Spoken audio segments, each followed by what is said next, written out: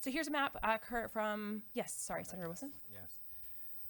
Not understanding, traveling for folks, we see the different types of masks being worn. Some of those masks are effective, but they're not all N95 type of respirator type masks, nor are they sort of like the gas masks or other type of respirators.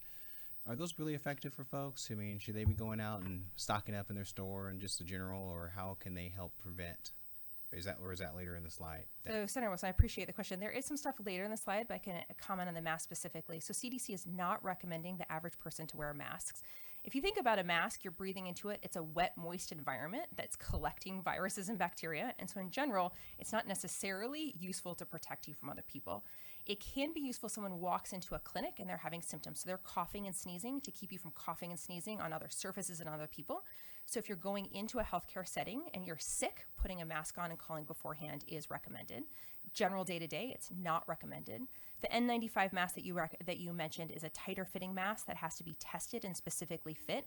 And for healthcare workers who are having extensive exposure with someone who has an airborne or droplet exposed virus, it can be a useful way to protect people. But at this time, we are not recommending that the average person go out and wear a mask in general. Does that answer your question? Or Yes, thank you. Okay, thank you. We are also working on a handout specifically on masks, and the CDC has recommendations on masks. So Just coming back from a trip, and I just saw so many folks in the airport, just like, that's not really helpful, but okay. no, I appreciate I the just wanted a question. healthcare professional to address that. Yes, no, thank you. And it's a question that we get often, so thank you for bringing that up. Here's a map currently. Having consistent information is incredibly important.